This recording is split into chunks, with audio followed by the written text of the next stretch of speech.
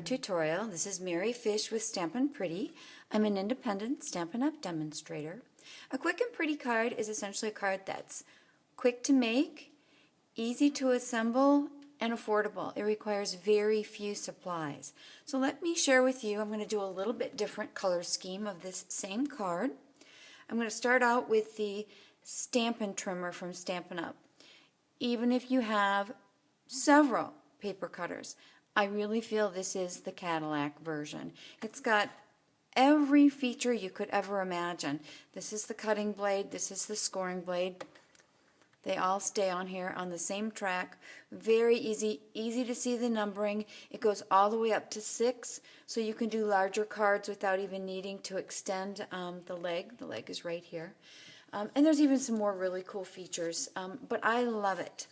I'm going to use a piece of very vanilla cardstock, and I'm lining it up at 4 1/4, and just let the blade do the work and bring it down. And then I'm going to flip it this direction and go to 5 1/2, because my card base is 4 1/4 by 5 1/2, and I'm going to set the score.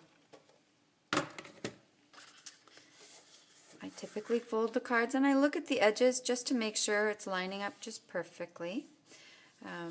The machine will do the work perfectly, but sometimes if I don't have it tight and lined up perfectly, it might not be, so that's where I'll adjust. And I like using a bone folder to set it. You don't have to, you can certainly use your finger, but a bone folder makes it nice and clean and neat. Next, I've got a piece of very vanilla cardstock. It's sized 1/4 inch smaller than my card base. It's sized to 4 by 5 1/4. And I'm going to stamp on it using this cute stamp, thinking of you stamp from the Sweet Essential stamp set. One of my favorites. It's versatile. It's got a really cool font.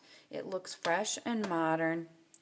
And then I'm using a D block to actually, this is my preference, I like to use my sentiments on the diagonal rather than lined up. And there's 2 reasons. First of all, when I'm eyeballing it, and I like to eyeball it, you have to be very careful about placing your stickers just right if you're going to eyeball it. But if I do this, I don't have the prism effect. I get a little bit of a prism effect, especially in the longer, more narrow blocks going this way. This is with sentiments. And I also find I can get a better grip with 3 corners rather than trying to manage 4 corners. So that's just how I roll. It doesn't even have to be perfectly on the block, at least not for me, but everybody does things differently. Do what works best for you. And I'm using some of our early espresso ink in our new firm foam ink pad, so it requires very, very little inking. Just a little zhuzh there. And the most important thing is that I have this cardstock lined up with my grid paper. Then the rest is fairly simple for me to just literally go in and stamp. And it's lined up. So hopefully that was easy. Hopefully that's an easy little trick for you. Next I'm going to use, I'm going to go with some neutral colors. I'm just using some scraps and our Elegant Butterfly punch. I always punch upside down like this, partly because I can make the most use of the scrap paper. I can get it in that corner by seeing where I'm stamping.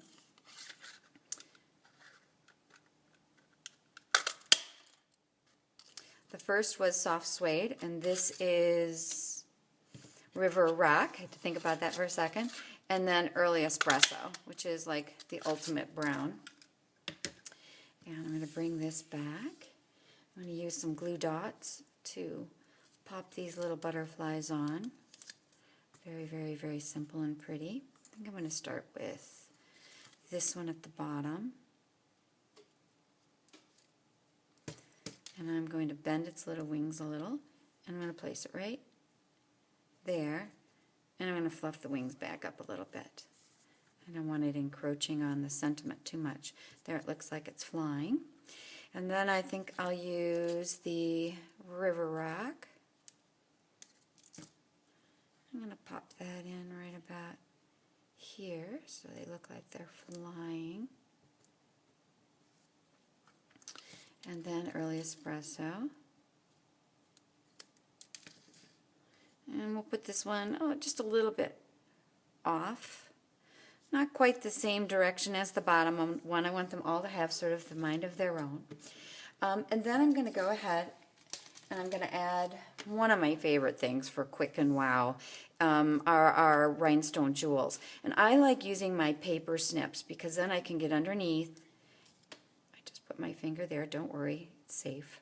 I'm going to go underneath. It should be easy for me, but it's not right now, of course, as I'm doing the video.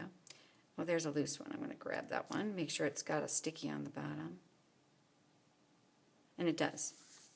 So I'm going to use that to pop this first one on. Okay, just right in the center. Then I'm going to use the next one to pop off the next one. And this helps get the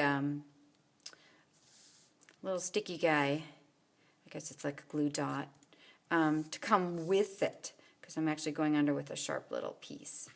So I like using my snips for this.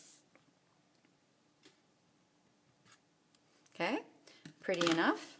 So then I'm going to add Stampin' dimensionals. And I'm not conservative on them. For this project, I'm going to use 6, but I'm totally in your court if you use more than that. I like things to be, the 3D to look raised and significant, especially in the situation where I'm going to do very vanilla and very vanilla, because it's such an elegant look. I like popping these just a little bit with my thumb. Kind of loosens them up. You can see how I'm doing that. Oh, that one's already done. So again, I'm standing up and a little closer. You're probably going to hear my voice get a little louder because I'm eyeballing it from up above, just making sure that it's lined up. And there we have a pretty finished, quick and pretty card for you. Here's the other version I did in Whisper White with more colorful background. And this one's actually a masculine cheer-up card for someone who is ill. And I think butterflies are just going to be fine. Just simply by changing the colors, I think it has a more masculine look. So thank you for joining me for my quick and pretty video tutorial. Bye-bye.